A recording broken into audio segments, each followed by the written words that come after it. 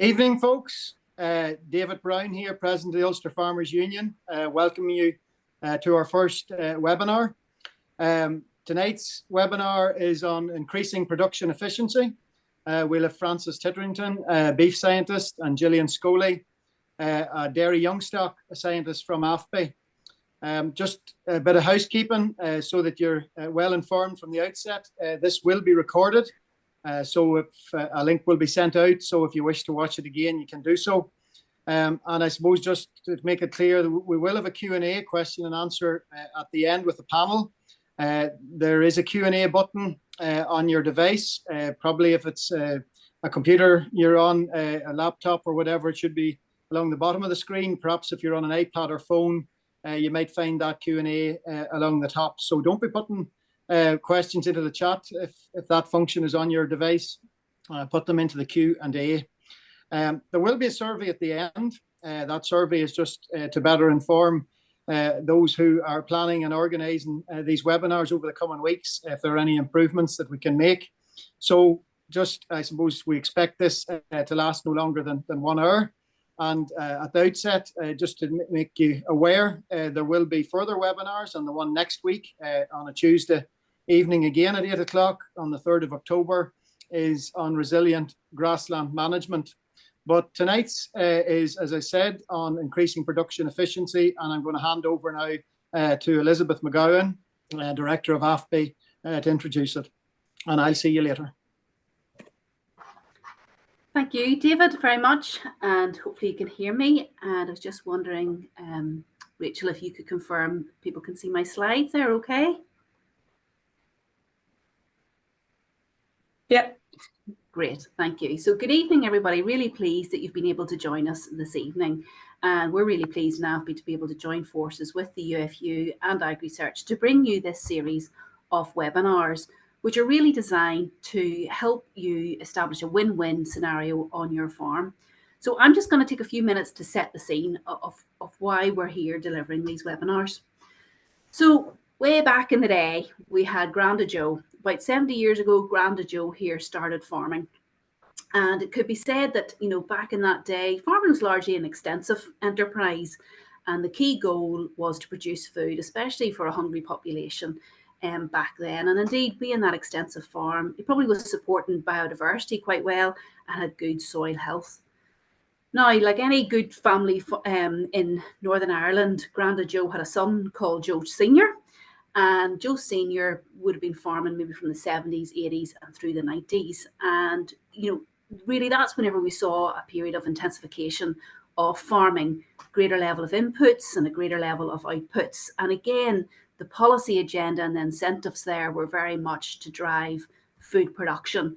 But there was a recognition that we also had to start really managing the nitrogen and phosphorus coming out of our farming systems to protect our waterways. So Senior Joe in the more recent history has really had to work both to produce the food in an economically viable way, but also protect waterways through reducing nitrogen and phosphorus losses from the farm. Now, Joe Senior has had a son, and that's Joe Junior. And Joe Junior currently is taking up the farm, and he has a lot more challenges ahead of him than even Grandpa Joe, who's still out there in his tractor, and Joe Senior. So going forward here, our younger people and our farmers of today are really having to both still produce that healthy, wholesome, safe food from our farms. But as they do that, we're going to have to increase the biodiversity on our farms again, improve soil health, continue to further reduce the nitrates and phosphates from our land. And now, as well as that, we're going to have to reduce those greenhouse gases, methane and nitrous oxide, as well as ammonia emissions. So there are more challenges ahead of us. But this series of webinars is very much to give you hope that the mad scientists in the labs are working away very hard on innovations and solutions and interventions for the farming industry. But in the meantime, there are lots and lots of things that you as a farming community can do right now. And if I refer back to a report which I had the pleasure of pulling together with a number of folk across the UK, it's on the CL website, and it really has a long list of options and their potential impact on a farm. So tonight, over the series of these next few weeks, we're going to focus in on a number of these areas. Tonight we're focusing in on increasing production efficiency, and specifically within that 24-month calving and 24-month slaughter, because those two practices are really quite material and will have quite a material impact on the carbon footprint of a farm.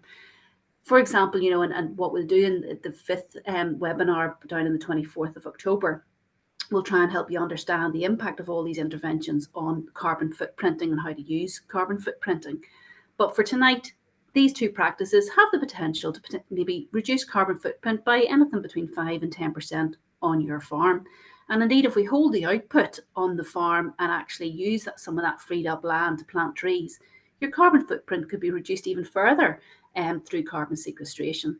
So tonight, I'm delighted that Gillian and Francis are able to share with us now how exactly you can help to reduce your calving age and reduce your age of slaughter without losing overall profitability, and in doing so, reduce the impact to the environment. So over to you, Gillian and Francis. Thank you.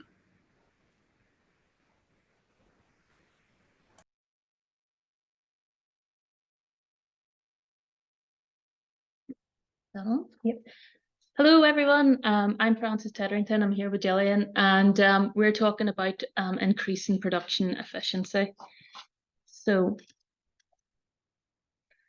well, as Elizabeth touched on, we have, here's like Joe Senior's farm.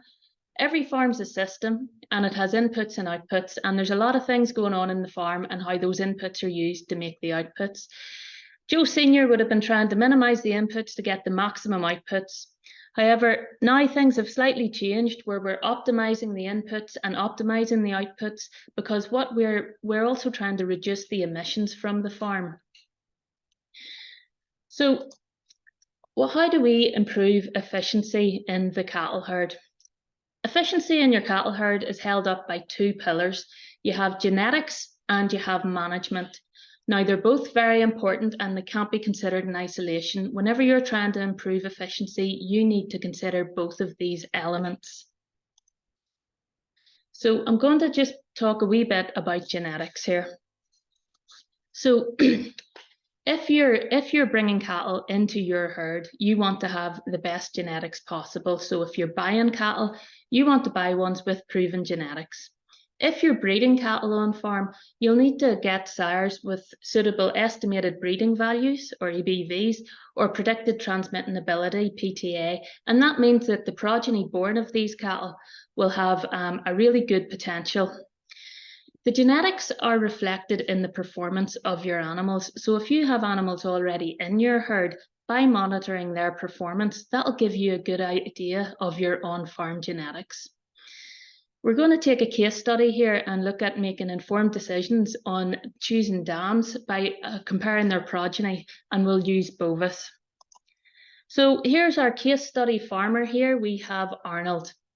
Arnold is trying to decide which cows he is going to breed this year. Every year, Arnold uses the same Charlie stock bull to cover all his cows, and he's going to use Bovis, which is available for free through the government gateway to assess the performance of his cows and their progeny. So once you log on to Bovis, you can look at cows, and in this example, Arnold has cow A and cow B. These two tables show the progeny of these two cows. If we look, we'll zoom in at the first bit, and this shows the date of birth of cow A and cow B's progeny and the type and breed. Looking at the date of birth, you can see cow A, she's having one calf every year at the end of March, and that's pretty good. Arnold's happy with that. But if we look at cow B, you can see she starts off calving in March, then she slips into May, and the following year it's on into August. So you can see she's not quite hitting one calf per year. Arnold looks at the type and the breed of the progeny. You can see that there's 3 steers from each cow, and they're all Charlies. And we know that Arnold uses the same sire, so we'd expect the same performance from these cattle. We can see each individual animal, but if we look at the bottom, we can see the average performance of the progeny, and we'll zoom in there. So the weight, both cow A and cow B are having progeny at 320, 322 kilos, very similar. They both have the same fat class and conformation. However, Arnold can see that cow A's calves are being slaughtered at 23 months, compared with 28 months for cow B. This shows that cow B is having less efficient progeny. So Arnold's going to say, hasta la vista to cow B, but cow A, she'll be back. At the other end of the spectrum, it's not just cattle coming into your herd, it's also when they leave. So looking at the increase in efficiency by reducing age at slaughter.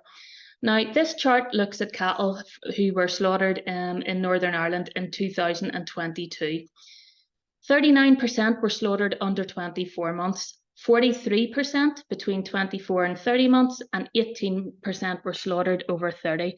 Now, that's taken from about 130,000 steers slaughtered last year. AFBI have done a study, and this looked at around 300,000 continental steers that were slaughtered, and it looks at the average weight for age of these steers. So we looked at cattle that were slaughtered at 22, 24, and 28 months old.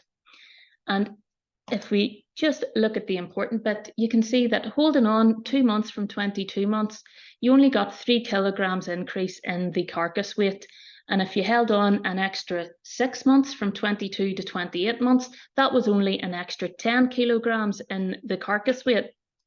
If we think of this as a day gain, you can see it's only 60 grams carcass weight per day. So you have to consider the inputs to make this gain, and is it worth it? So a quick overview of reducing age at slaughter. It is possible to finish the cattle at 22 months. However, you must consider, is this going to be optimal for your farm system? Can you afford the inputs to make this? The cattle that were finished later, they were heavier, but this increased price at slaughter is going to be offset by the higher production costs. Every day that animal's on your farm, it's costing you money. You have to house it, you have to feed it. You also have an opportunity cost. If you're holding an animal 6 months longer, that's 6 months where you could be bringing on the next batch of cattle. And also there's increased emissions. I said the animal's on your farm eating, that means the animal is also on your farm emitting. So estimates of around 360 kilograms of carbon dioxide equivalent per animal for that 6 months. Just to give you a bit of an idea, that's the equivalent if you jumped in a Volkswagen Polo and drove from Belfast to Monaco. The next bit we're going to look at is growth monitoring and management. Now, I hate saying this because I know you've heard it before and it's very overused, but there's no better way to say it. You cannot manage what you do not measure. If you have beef, you'll be selling it by the kilogram, so it just makes sense. You really should know the weight of all your cattle. Even on the dairy side of the house, weight's a really important key performance indicator. Weight targets, they can help you monitor development of your heifers. For example, if you're hitting the weight targets, that means you're probably going to achieve puberty in time so that the animal can be served and carry a calf to full term and a calf early at 24 months. If you need help getting the growth targets for your animals, AFBI's growth monitoring tool can provide these growth targets for both dairy beef and replacement heifers in both dairy and beef. And how this works is you log on to your government gateway, you enter the animals you want to growth monitor, and it'll take all those animals off AFIS. You enter their weight, and it'll tell you the weight that we expect them to be at that stage of life and their weight for 3 months' time. And if you need help to achieve these targets, there's also a nutritional advice where you can put in the quality of your silage, and it'll tell you how much concentrate that animal needs to hit the growth target in 3 months' time and keep you on track to hit all those developmental milestones. So Bovis offers you all this information and it helps you to make the decisions. However, that's your job to make the decisions. And if you feel you need help for this, you can always contact your calf-free farm advisor for tailored advice. Now I'm going to hand over to Gillian here and she's going to tell you a wee bit more. Thanks, Francis. So we're going to move on to the dairy side of the house here, and as Francis said, it's very important for you to meet targets within your system to ensure you're getting the best productivity. And the key dairy efficiency target within the dairy herd is to reach an age at first calving of 24 months. And we know that hitting that target is really important some of the key benefits of hitting the 24-month target are a reduction in direct rearing costs. So that's around £2.87 per day per heifer for each day over 24 months of age. There's a reduction in carbon footprint if you meet the 24-month calving. This is generally because larger animals or animals that are around 30 months or so at the age of first calving, they'll eat more and then they'll emit more methane. And as well as that, if you have animals out grazing, larger animals have a larger grazing footprint and probably need more fertilizer as well. So that's getting you a bit of a reduction in carbon footprint. And the key benefits in terms of milk production and a productive lifespan, if you're entering the milking herd earlier, you're going to be able to have a longer productive life, and then you're getting an overall higher level of milk production throughout the lifetime. Now, AFBI made some blueprints about 15 or 20 years ago to try and target 24 months calving, and there have been some improvements made, but some recent calf analysis of Business Development Group members' herds in 2020, there was about 120 herds surveyed, highlighted an average AFC of 27.7 months. So we still have a bit to go. So we're going to look to see what kind of factors we can look at to try and improve this.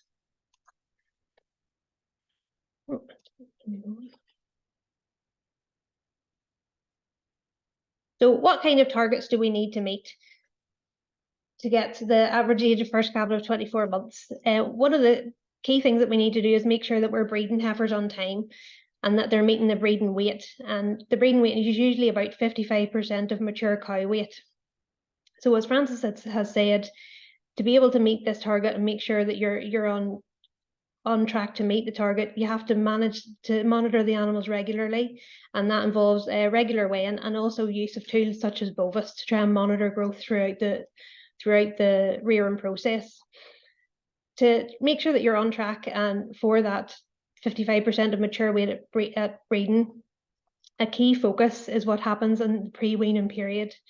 Now, it can seem like a very long way away at the point of breeding whenever you've got a newborn calf at your feet, but in that pre-wean period, the calf is at its most efficient in terms of nutrient usage, and it's really going to do the best for your herd if you can make the best growth possible during that period. Reports from the US have looked at the importance of daily live weight gain in the pre-wean period, and it really accounts for about 22% of the variation in first lactation milk yield, with each 100 grams of extra daily live weight gain through that period accounting for about a 100 kilo increase in milk yield during the first lactation. So that really highlights how important it is to try and get those gains in the pre-wean period. And although we might be feeding calves a level of milk replacer to meet those targets, we really want to sort of double the birth weight between birth and weaning, and that's a growth of around 0.8 kilos per day. And we're maybe feeding milk replacer to meet that 0.8 kilos per day. We don't really know if that's what we're going to get, because we find that when we go out on farm or we speak to farmers, or even in your own herd, you see that you're not getting the growth in that period that you're expecting given the amount of milk replacer that you're feeding. So it's not just nutrition that can influence daily live weight gain. And this is what we found in one of the projects. So energy for growth is driven by retained energy after the requirements of maintenance energy have been taken care of. And for a 45 kilo calf, you need about 500 grams of milk replacer for maintenance energy alone. And that's providing that the situation and the environment that the calf is raised in is perfect and ideal for that calf. Anything that causes the calf any sort of physiological stress or ill health means that the nutrient utilization of that feed and the energy from the feed is going to be reduced. It's going to mean that there's higher requirements to keep themselves warm or to get the immune system to function.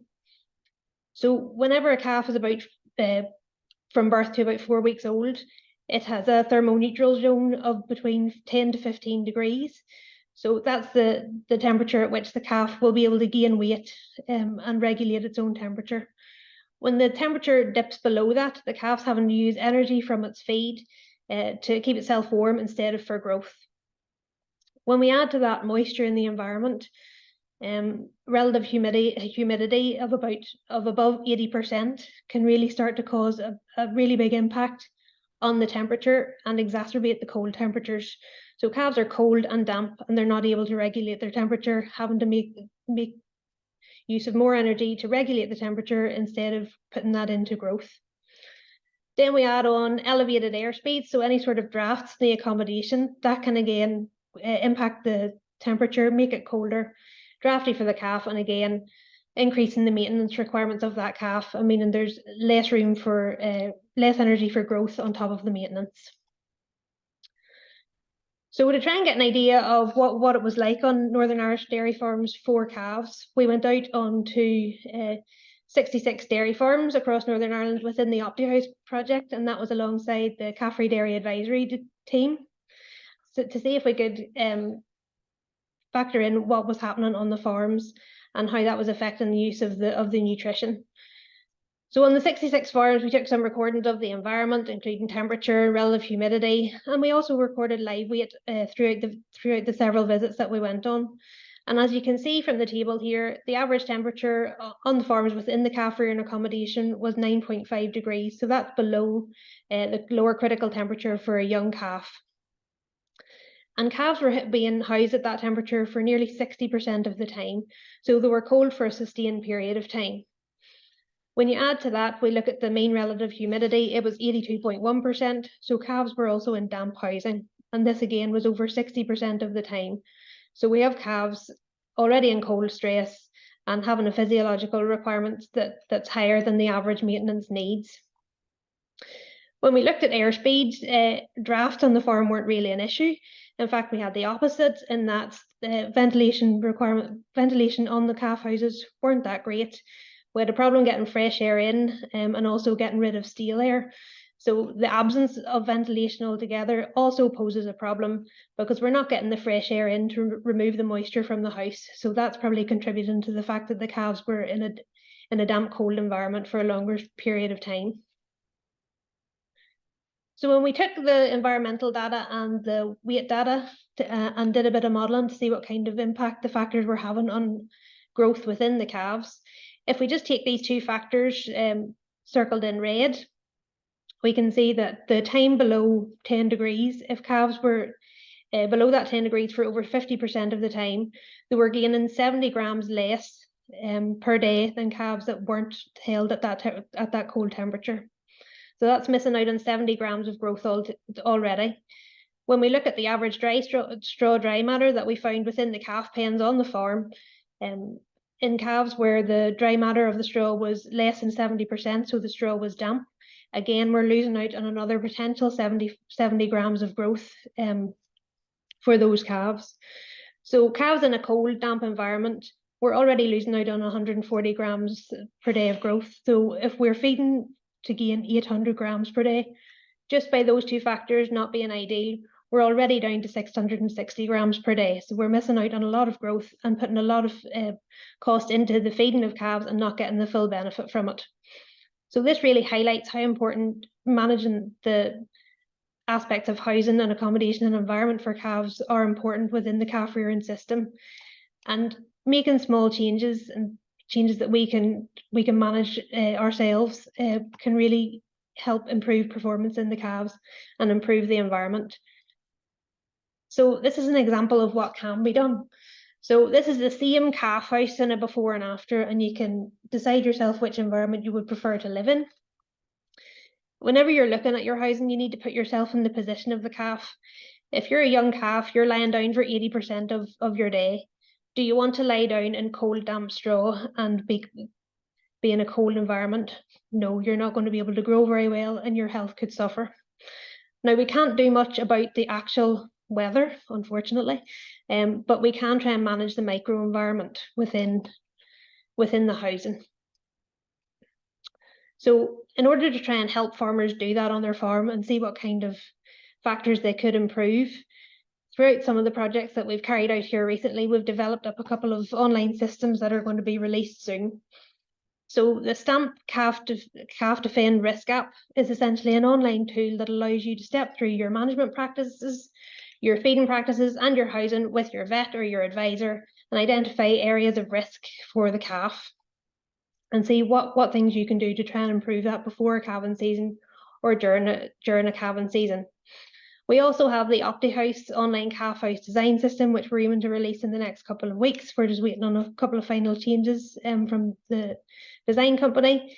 And that's essentially going to allow you to either build a new calf house or input the information of your existing calf house and change different aspects about the build, about the design, about the materials used, any sort of ventilation, and see what kind of improvements you can get within your existing calf house. That could improve efficiency within your herd. And essentially what we want to try and do for calf rearers is to build a more competitive industry in Northern Ireland. We want to reduce levels of calf morbidity and mortality, which have pretty much stayed static for the last 50 years or so, reduce GHG emissions, and also we really want to improve the public image of calf rearing within Northern Ireland. So a very brief look forward. We currently have a couple of projects on the go which aim to see how the early life management and nutrient intake can affect future performance within dairy calves. So can we program that calf in very early life through how we manage it and what we feed it, to make it more efficient in terms of nutrient usage, that it'll grow better, be a healthier cow? Can we use those type of aspects as a future breeding index? And a recently started project funded by DAERA is going to look at anti-methanogenic feed additives, to see if we can use those in very early life to try and influence later life methane production. So that's just a couple of bits and pieces that we're doing at the minute. So just as an overview, really what we want to highlight is it's really important to set targets within your farm, within your business. If you're not setting targets, you have nothing to work towards and you're not aiming towards anything. And as part of that, it's really important to monitor your animals and monitor your business to see if you're meeting those targets. And if you're not, it gives you a bit of time to try and put something into place to make sure that you do meet them. Use all of the information that you have available. So things like the Bovis tool, things like the advice from the calf advisors, your vet, your nutritionist. Get all of the information that you can to be able to make informed decisions on your farm. And remember that it's not just one aspect that'll improve production efficiency on your farm. We need to look at genetics management and a whole host of things to try and improve production efficiency within the growing livestock. And I will hand back to Jason. Thank you very, very much, Gillian, for that presentation. So now on the video, we are going to go into and look at a few videos that we'll be doing over the next few weeks. These are case studies from farms right across the province who we have been working with as part of the Beacon, Grass Check and DIP projects, and these farmers are an integral and vital part of Agrisearch's work, and we couldn't deliver those programs without their help and support. So this evening's video will feature Frank Churley, a beef farmer who farms with his father Paul near Downpatrick, James Henderson, a beef and sheep farmer who farms close to Gilgale, and Hugh Harbison, a dairy farmer from Akidui. I will start the video here shortly. I've just realised I didn't set the share up right here, so just 2 seconds. Yes, that's it now.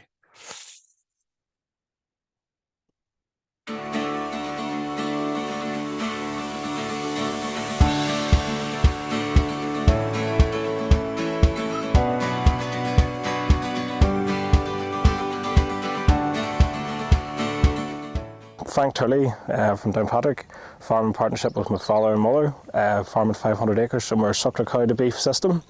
So this was all about here, where everything's a grass-based system here on a rotational grazing paddock-based system. Maximising the amount of grass we can grow. Everything through on the farm is brought through the beef and finished off grass. There's no concentrate or little to no concentrate finished on the farm.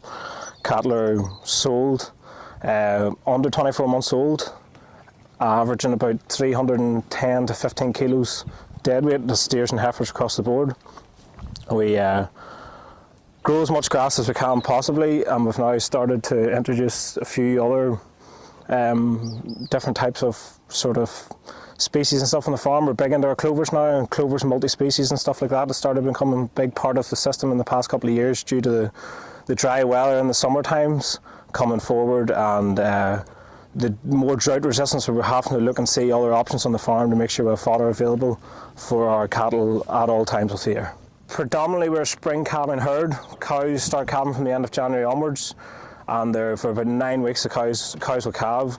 Cows, one calf per year, so our calving index is about 363, and we're calving our heifers under 24 months old. Everything is calving in the early spring, really, because we're trying to get our cattle away before the 4 months of age and off grass. So the early spring, so the animal going into the winter time is a big animal when it's weaned off the cow. Our cattle are all kept on the keel in the winter time, so there's no sheds here, everything's on the keel, so it's a bigger animal to respond better to the keel in the outdoor system, and then as a bigger weaned animal hitting the grass the following year to be finished off grass the following season. Targets are really met with just, our big thing is trying to grow as good a quality forage in front of the cattle at all times, along with genetic merit. We're trying high ABV bulls, AI bulls coming through genetics onto the cows to try and have a bigger and better terminal sire coming across all the time for carcass gain and performance. Cattle are weighed about every 8 weeks in the grazing season when they're brought in, whenever they'll be dosed or whatever other maintenance is needed done on the way through, to constantly perform performance monitoring to make sure cattle are performing, and if they're not, we can adjust the system and bring them out and rebatch and allocate to different grasses, different groups or whatever, to try and maximise performance on them all the time. My name's James Henderson. I'm farming here outside Kilkeel in County Down in the southeast corner of the county, along the coast. We're farming about 150 acres of land, and it's very much a grass-based system. We have both a lowland flock of sheep, 250 ewes, and we breed our ewe lambs as well, and then we have a dairy origin beef herd of between 80 and 90 calves are bought in every year, and they're taken through to beef at approximately 2-year-old. Along the way, we have targets at weaning, we have targets at turnout, we have targets throughout our first grazing season at housing, and the important thing in the whole system is both grass quality, grass availability, and then good quality silage over the winter periods as well, just to be able to achieve those targets. Hi, my name's Hugh Harbison, and I'm farming here in Nakadoo, which is between Nakadoo and Coleraine. We're milking 180 odd calving cows, calving them all in 12 weeks, producing 8,000 litres off about 2 tonnes a meal, supplying Dale Farm with our milk. So we calve all our heifers at 20 more months. So for me, that starts off whenever the calf's born at this time of year.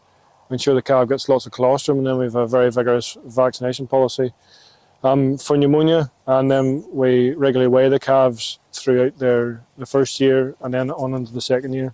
And then in terms of those animals, as they're coming to breeding now, we're making sure those animals are on really good grass at the minute, after grass from third cut silage, and we're ensuring they're on the right target and they're on the right and plane of nutrition for breeding in December.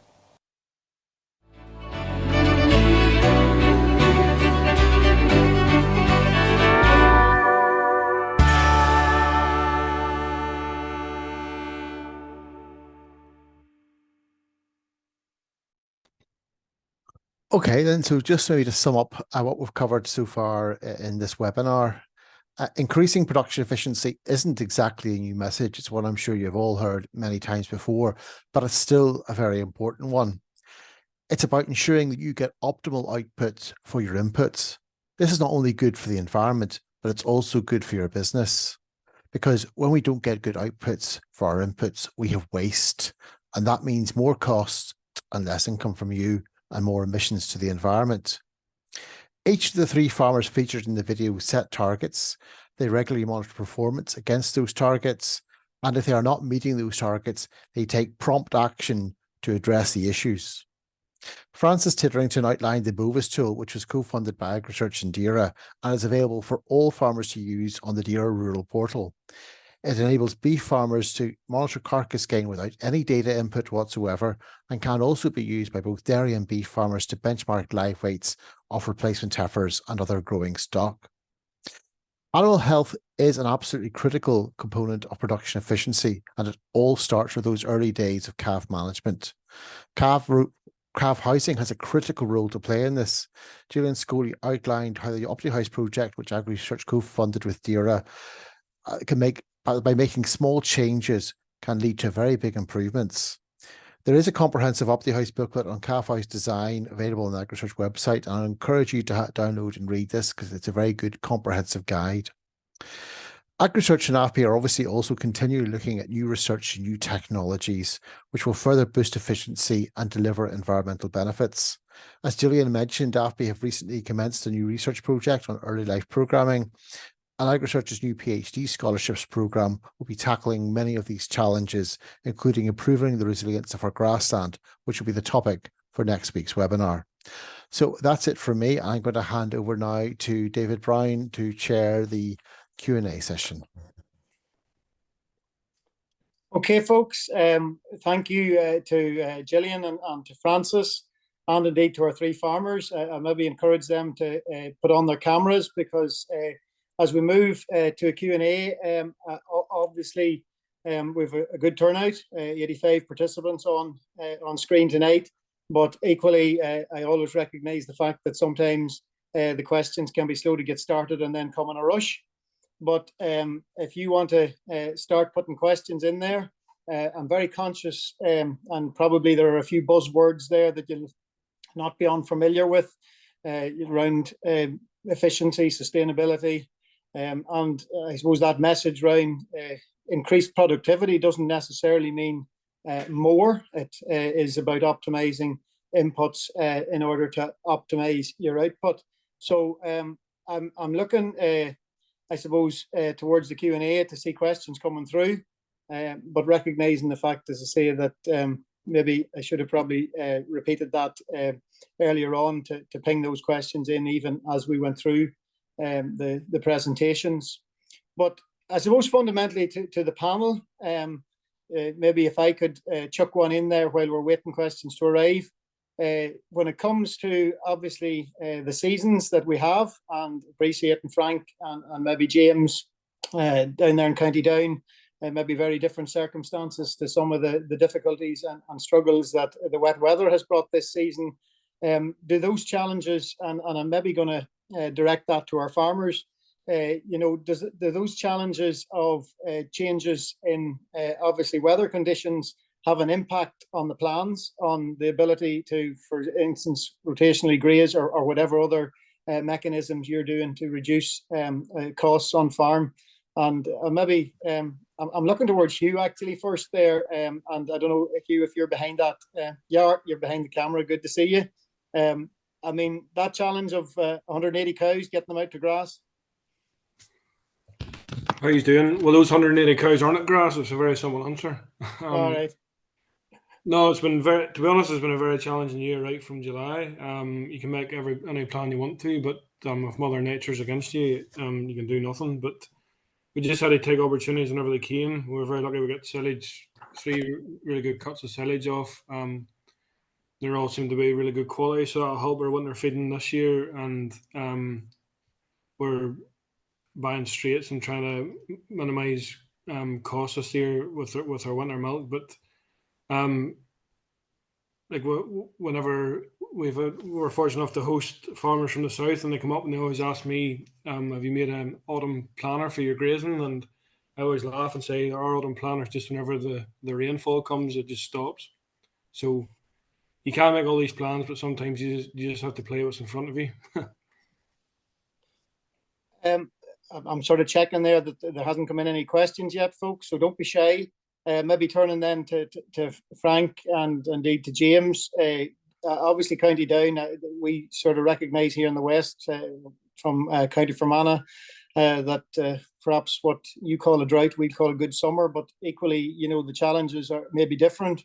But in terms of grass growth, Frank, you talked there about moving towards multi-species, moving towards clovers and so forth. Have you found that much more resilient and much more efficient in terms of continuing to grow when the drought hits? Yeah, definitely.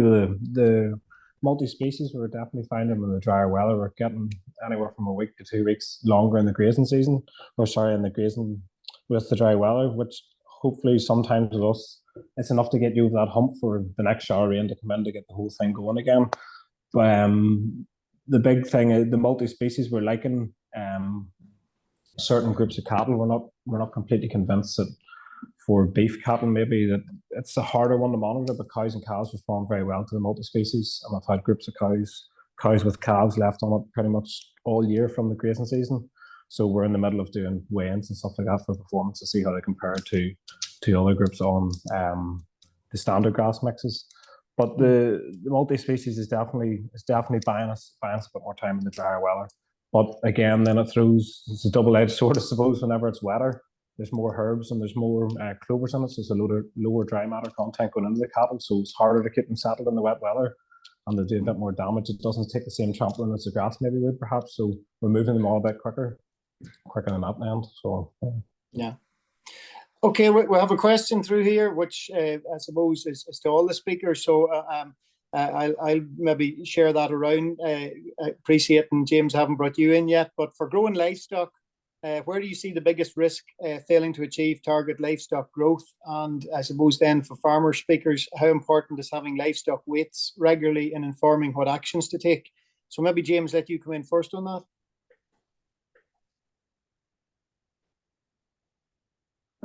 Sorry. Yeah, you're coming through now. Yes, well, I suppose that we were speaking earlier there just about grass growth and things, and the fluctuation in growth is always a difficult issue, David, because you know, the demand level is maybe slowly rising as weights gain on your swards, but you can have such a variation in grass growth. I know here you were talking on the weather, and as was Frank, early, you know, the month of May, we were doing well over our demand, and it was then that you have to try and conserve grass, because whenever we got to late June, and you folks probably over in the west were very happy, we were burnt out and had no grass, and for 2 weeks we had to feed surplus bales. Those bales were made three different weekends during the month of May. And it's things like that you, when you're measuring your grass, that you have to be able then to balance it out when you have a surplus, to have sufficient good quality silage to carry them through, to maintain a good growth rate throughout the season, because as they're growing, their demand level is rising gradually, and the fluctuation in grass growth and such changeable weather is really left it very, very difficult seasons. And there's no 2 years to see him, you know. Yeah. I'm conscious, you know, in terms of livestock weights, that's something probably as beef farmers, both you and Frank are. I mean, do you want to comment on that? I mean, how better informed are you and what actions can you do or take whenever perhaps you're not reaching that target? Well, I suppose you have to be looking in the young stock. Maybe you have to be looking at fecal egg counts and making sure those stock in their first year at grass, and I suppose it's the same for the young dairy heifers, that those aren't having an impact, and worm when necessary. And we try to keep our stock at grass and grass alone. We're not trying to feed meal. I know there are other people who are maybe supplementing with meal. But if I can make those really good bales in the early part of the season, they will hopefully carry me through those difficult periods. You know, that's from where I'm coming anyway, David. Yeah. I'll maybe turn to Gillian and Francis with the next question. Do you think Northern Ireland grassland farmers can achieve net zero emissions? Simple one for the scientists. Yes, it's one for the scientists that'll be coming up in the next webinars, that we don't steal their thunder. The shorter answer is probably that we really don't have much choice but to do it. But we're going to have a webinar next week specifically on grassland, and then the 5th one in the series is all about carbon. I don't know if Elizabeth has anything to add. Yeah, I think for me, looking at this, some farms will be able to be net zero, some farmers will be able to be sub net zero, but there's a number of farms won't be, and they'll maybe be the more intensive farms, etc. So, I think on balance, however, will Northern Ireland farming be net zero? I also think that could be a challenge, if I'm being honest. But let's remember, it doesn't have to be. We are producing food. As long as we are reducing our carbon footprint and making our fair contribution to the UK net zero agenda, that's what's expected of us. So whilst we should absolutely strive and have the ambition for net zero on our farms, I would be very much of the opinion we shouldn't be putting that label on ourselves at this moment in time. And what we should be striving to do is reduce our methane emissions through all the practices that we're talking about tonight, through the methane inhibitors that are coming online, through reducing our nitrous oxide emissions from our grassland farming, through multi-species swards usage, etc., etc. So, let's not beat ourselves up just yet, and let's strive for low carbon farming as opposed to net zero carbon farming in the short term, at least.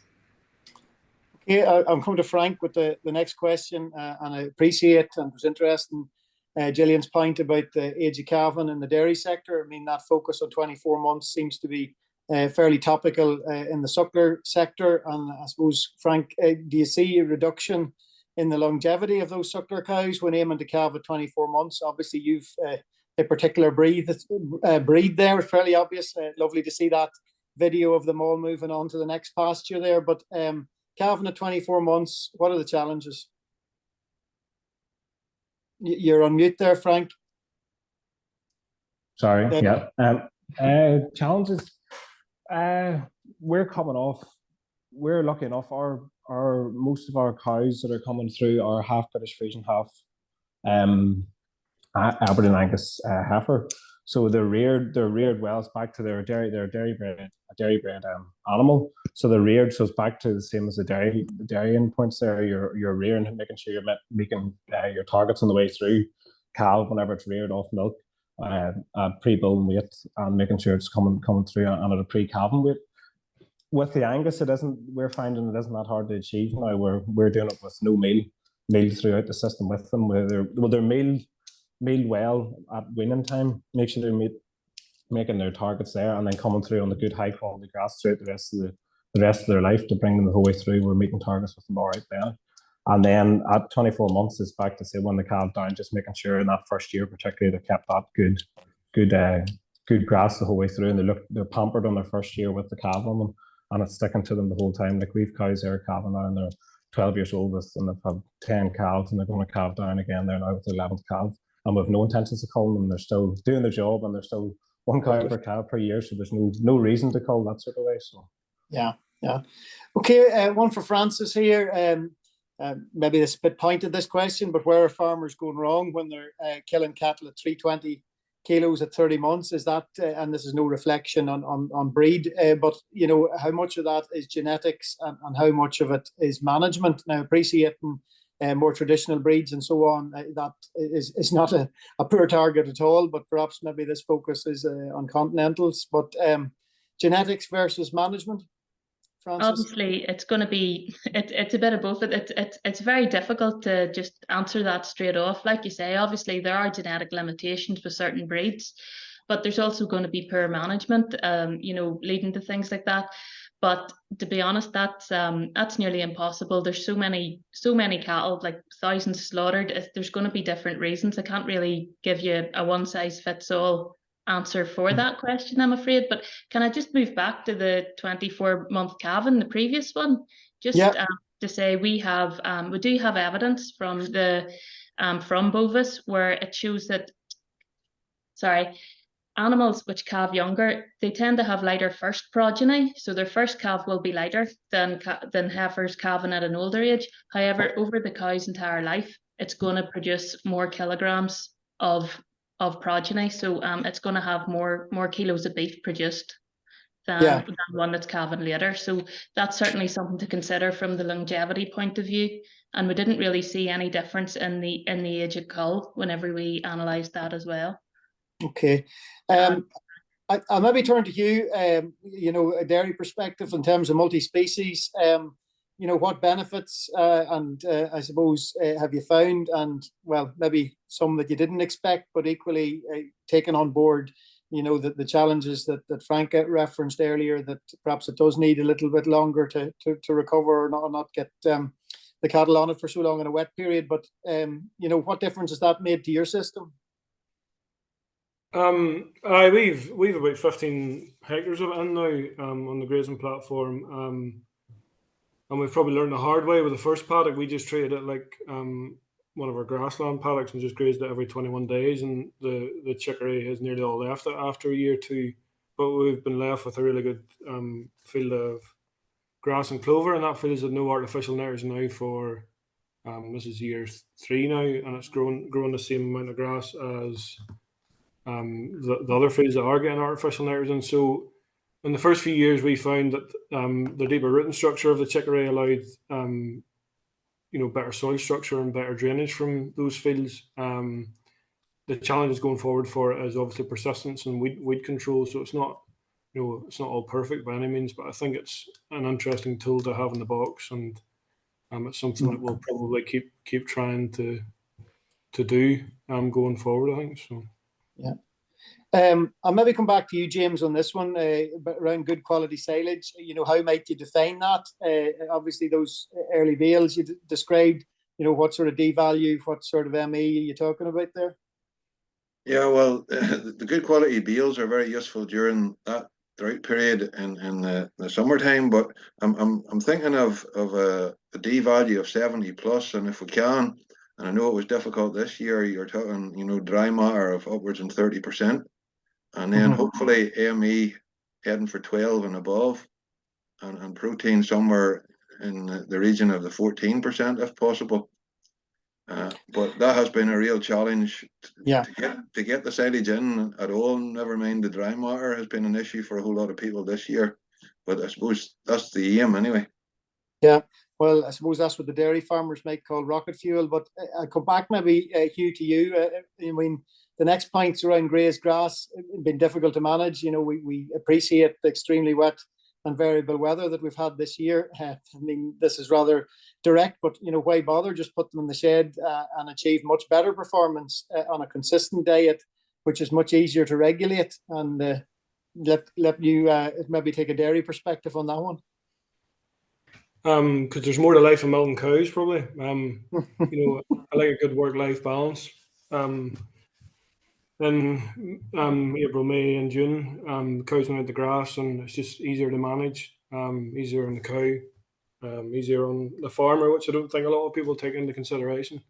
I've got a young family, and I want to spend time with them. I don't want to be doing cubicles in the middle of the summer. I'd rather just open the gate and turn them out to the grass. And we were doing like 20 to 25 litres off grass this spring. Really good fats and proteins, and it's probably the most, although we're not on calved herd, it's probably the most profitable milk months of milk production we had this year was May and June. So I think everybody has their system, and no one system's perfect, but for us, getting them out the grass is imperative to our business and our profitability that we make on the farm.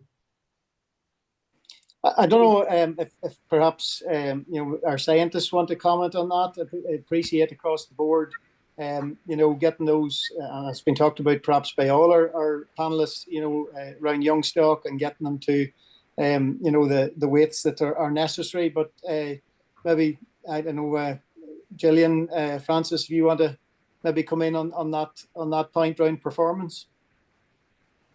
On getting the performance from grass, or just in general? Yeah. Well, the point, I suppose, that I was putting, or the question put in the chat or in the Q&A to you there was, grass being difficult to manage, and I don't doubt. I drive in and out the avenue to Hillsborough, and I don't doubt, despite it's probably better than what I've left at home. There are challenges at Hillsborough, just as there have been throughout the country this year. But in terms of achieving performance, on more consistent diets, easier to regulate. But, Hugh has made his points, and I'm just interested in the scientists' thoughts on those comparisons. We did some work a few years ago looking at rotational grazing and sort of grazing in terms of what percentage body weight per animal. And we were actually able to manage growing heifers and pregnant heifers quite well on grass without any concentrate. until the weather turned not exactly summery in August. I think it was maybe in 2019, and we had a very wet spell, and that was when we found the consistent growth to be very difficult to manage. We also added in, we had a bit of a look at concentrated, feeding a bit of concentrate at grass. Normally that would be done in a group feeder. Here we do have a couple of research tools where we have a performance hub, and we're able to use those to deliver concentrate feed at the depending on the body weight of the animal and the growth of the animal. And we found that if you do come to your period of wet weather where you have animals out grazing and you need to add in concentrate, where we were using the tailored individual concentrate, we were ending up with a much more consistent batch. If you have a group of animals out grazing, the weather turns bad or the grass quality isn't that good, even with concentrate, you can end up with a very inconsistent batch of young stock by the end of the summer that could be more difficult to put on track. So yes, it can be difficult to manage grass. It might be easier in the house on a consistent diet. You know exactly what the cattle are getting, but you also, I suppose, where the dairy industry particularly is facing a lot of public scrutiny, and people still do want to see animals out at grass. So I think when you take into account sort of the public perspective of that, having animals out at grass in their natural habitat is good from that point of view. And if it can be managed and animals are monitored regularly, you should be able to grow them okay on grazed grass and make the best use of the natural resources that you have. And as you said, you don't need to be scraping out cubicles in the middle of the summer, but the Northern Irish weather does Prove throw it a lot of softball, curveballs in the way. And Okay, David, listen. Sorry, Francis. No, I was just going to say, David, housing will increase ammonia emissions, which we very much need to avoid. Yeah. So getting out to grass and staying out of grass as long as possible is a big strategy to reduce ammonia emissions. Yeah, just one last question then, folks, has come in here, and I'm maybe going to let each of the farmers, make a quick comment, because I think actually in what we've seen, you probably are all using red and white clovers. But maybe James, will start with you. In terms of the benefit of clover, obviously in your mixed species swards, I'm sure clover's a big part of that. Hugh's described how he's not putting artificial nitrogen on some of these fields and growing just as much grass. But in terms of red clover, perhaps even just a comment from each of you, and then we'll close our webinar. James. Yeah, well, we have been using red clover now for a few years, and certainly, again, we're making the meals there for the feed to young calves, and we have a high protein silage with no nitrogen fertilizer. It's all grown just on slurry applied after each cut. We've taken 2-3 cuts of bales, and then we're turning young lambs in to finish them on that red clover as well. So we're seeing the benefit there of production without nitrogen. The drawback is it doesn't last, and even good management, and I'm learning from mistakes. It's difficult to manage as a crop. Yeah. Frank, maybe do you want to make a comment? Yeah, the red and white clover there, we've had most every grass mix we've been putting in now has got white clover, certain ones with red, but it's over the past couple of years, the past 3 in particular, we're definitely putting the red in. Red clover, I'd encourage anyone to put in any mix at this sort of stage now. If you're putting it in, it's fixing nitrogen from day dot since it's going in its first year, rather than your white clover. Your white clover's taking more into the second year just before it's doing anything.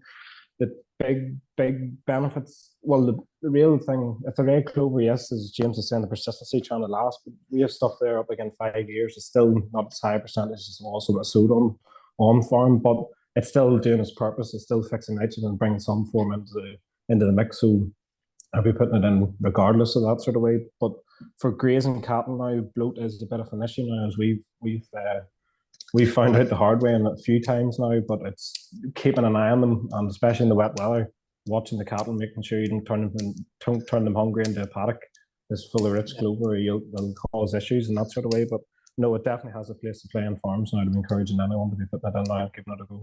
So. Hugh, I think you maybe have referenced this, but maybe final word to you if you're still behind the screen there, in terms of red clover and clovers in the mix?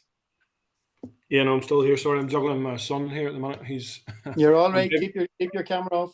I'm babysitting here. No, look, we have red clovers in our multi-species mix, and we've kind of sleepwalked into growing them.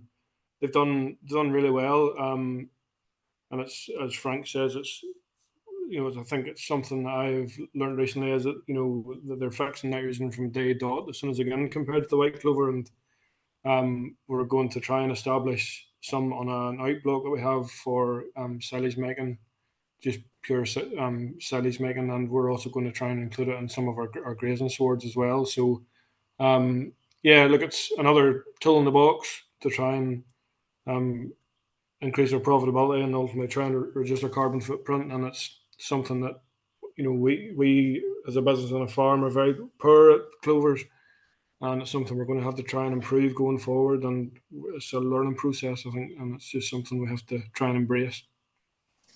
Okay, listen, folks, thank you very much to all our panelists for your presentations and indeed taking part in our Q&A.